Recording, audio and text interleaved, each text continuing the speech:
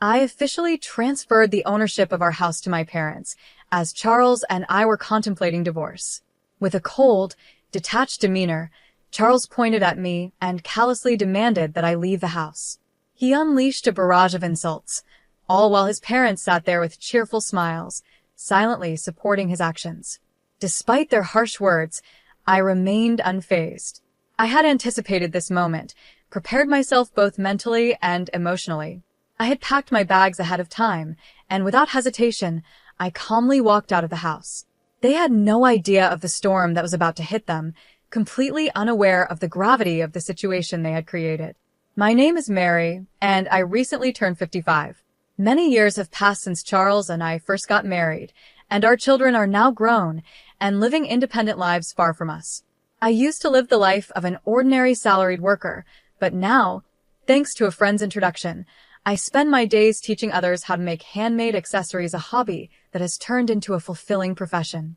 This new chapter in my life has brought me immense joy and satisfaction. Every day, I find fulfillment in my interactions with my students, and the simple act of crafting has become a source of comfort and peace for me. Some might frown upon turning a hobby into a career, but I am genuinely content. Charles and I met by chance at the company where I used to work. He was employed at a client company, and through work-related events and social gatherings, our relationship grew stronger. Eventually, we fell in love and decided to marry. 5 years into our marriage, we were blessed with a beautiful, healthy son.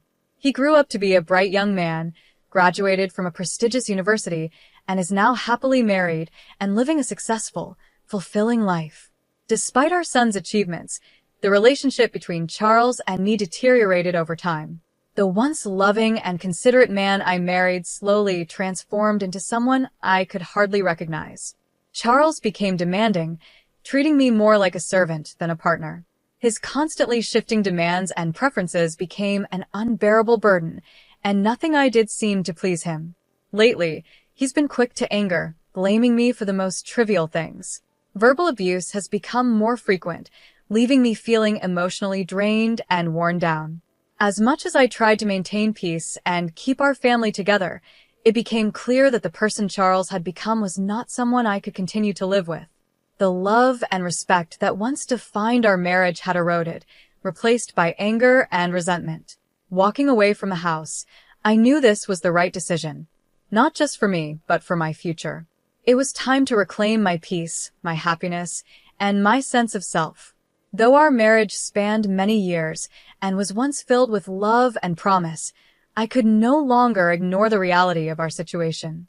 I had given Charles countless chances to change, to recognize how much he was hurting me, but those chances went unacknowledged. Now, as I step into this new phase of my life, I'm filled with a sense of relief, knowing that I've made the right choice for myself. It's not easy to walk away from a life you've built with someone, but sometimes it's necessary to let go in order to find your own happiness. I've been longing to escape this life and start fresh, but I'm tied down by an unpaid mortgage. To make matters worse, Charles quit his job out of nowhere, giving no clear reason, and now spends his days lounging around the house. He hardly lifts a finger to help with anything, leaving me to manage all the chores and responsibilities on my own.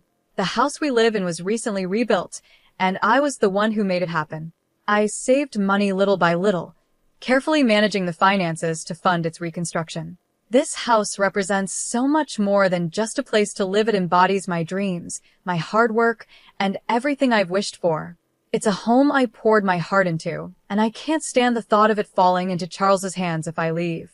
Beyond the mortgage issue, this house is a symbol of my aspirations.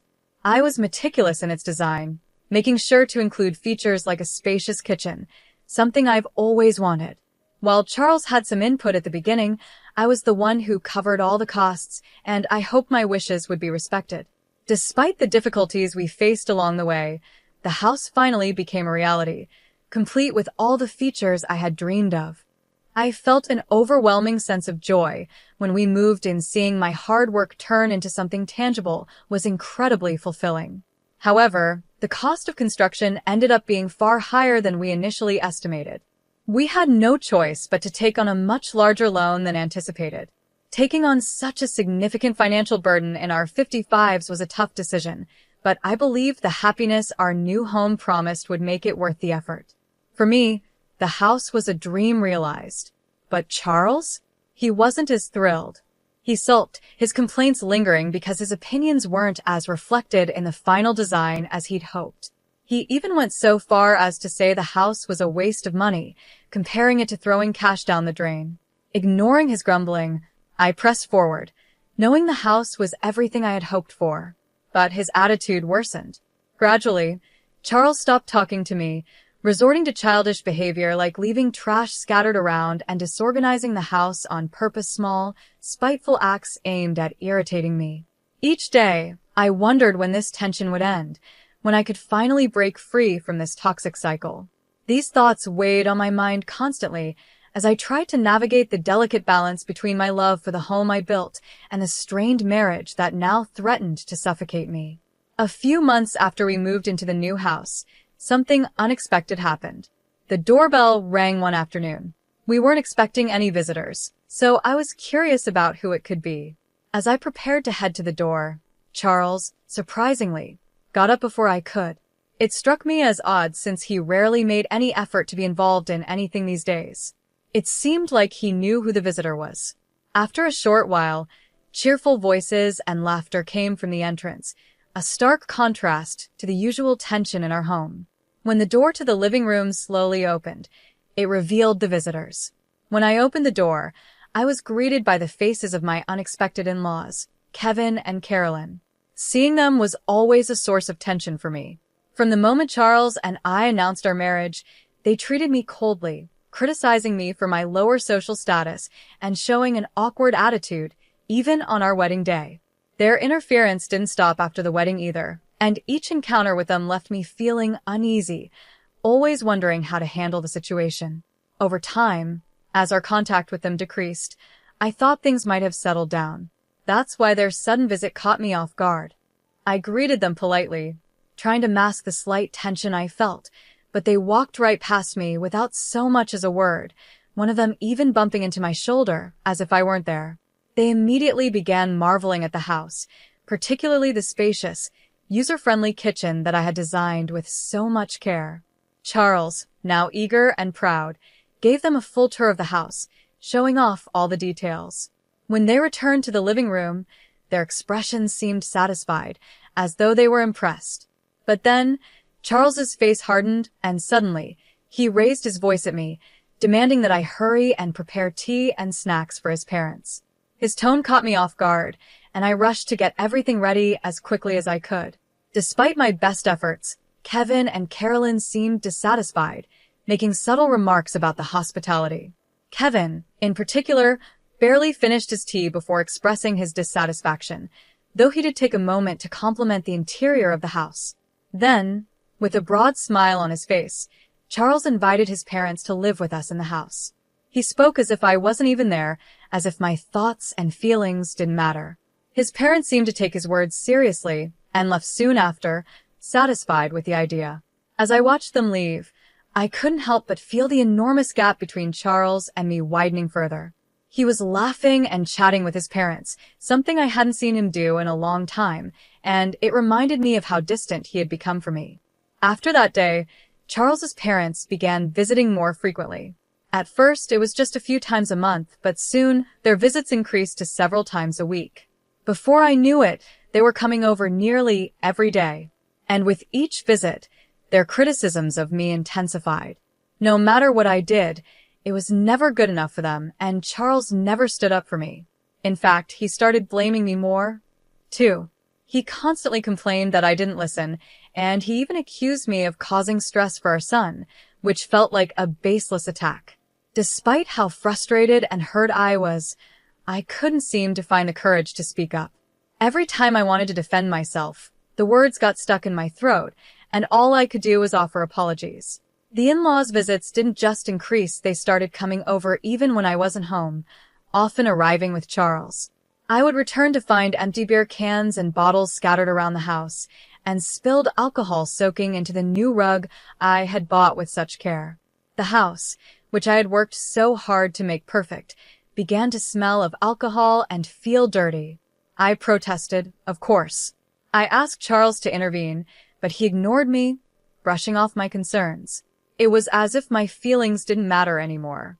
The house I had dreamed of, the house that was supposed to be our sanctuary, was slowly becoming a place where I felt trapped and powerless. The more his parents came, the more I felt like a stranger in my own home, and the more distant Charles became from me. I couldn't understand why Charles, who contributed nothing to the household, was always the first to complain. His growing involvement in gambling added another layer of stress to my life. Almost daily, I would find discarded betting slips, constant reminders of his risky habit. No matter how many times I tried to explain the dangers of gambling and the impact it was having on our finances, my words fell on deaf ears. The losses were devastating, especially since the money he was gambling away was the result of my hard work and long hours. Nearly a month into the in-laws' frequent visits, they had become bolder, often coming over when I wasn't home. One day, I returned earlier than expected and found them lounging in my house as if it were their own. I confronted them, but their snarky remarks and dismissive attitude made it clear they considered my presence an inconvenience. Frustrated and stressed by the sheer audacity of Charles and his parents, I realized I had reached my breaking point.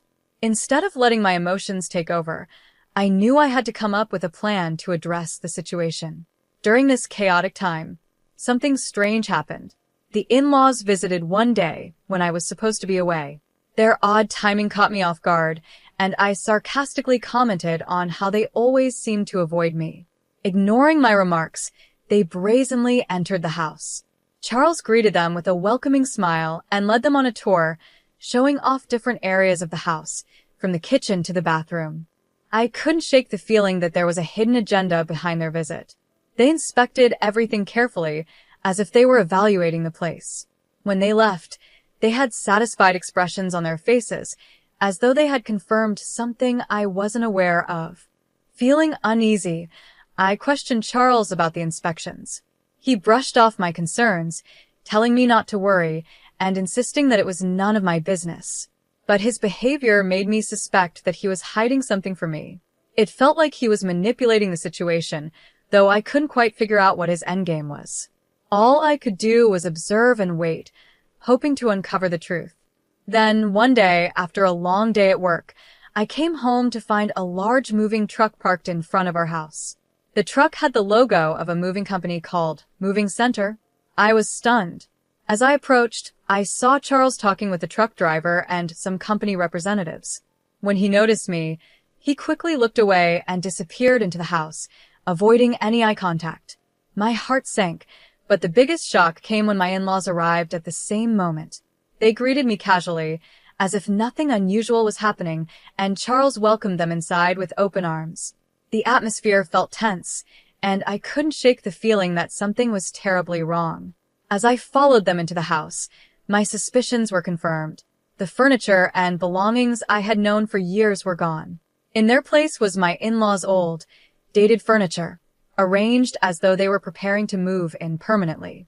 It was as if my home, the house I had worked so hard for, was being turned into theirs without my consent. I stood there in disbelief, trying to process what I was seeing.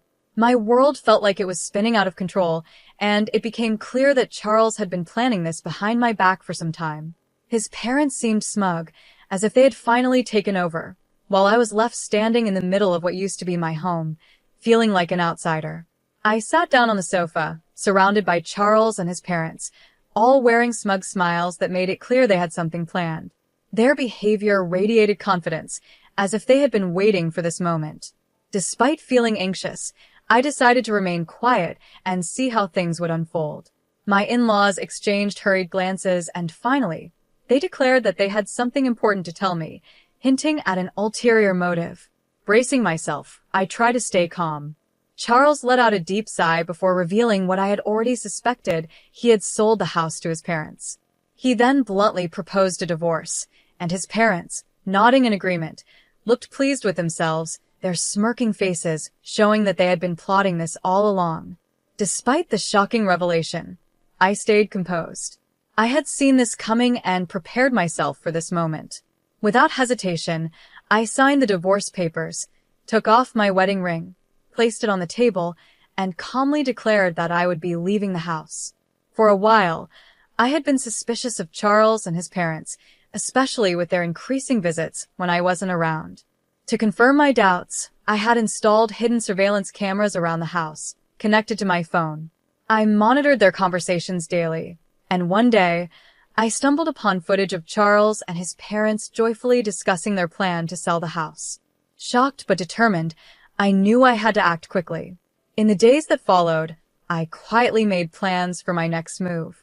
Using the information I gathered from the surveillance footage, I decided to transfer the home loan, which was still under my name, to Charles. If they wanted to kick me out of the house I worked so hard for, they could take on the mortgage as well. After all, the $5,500 monthly payments had always come from my hard-earned salary. I doubted that Charles and his parents, now unemployed, would be able to manage the payments without my help. I resolved not to provide any further financial support. Once everything was in place, I moved into my new home, a well-arranged, cozy space furnished with new items I had carefully chosen for this fresh start. I was finally free from the burdens of my old life, ready to begin a new chapter. On my first day off in my new place, I relished the idea of having some much-needed rest. I slept in late, enjoying the quiet peace of my new surroundings. But just as I was about to doze off again, the doorbell rang unexpectedly. To my surprise, Charles and his parents stood at my doorstep, uninvited. Without waiting for an answer, they barged into my home, clearly upset. They spread out a document in front of me and accused me of changing the name on the house loan without their permission. Apparently, they had received the paperwork shortly after I left, and it came as a shock to them. Their expressions of disbelief told me they hadn't anticipated this.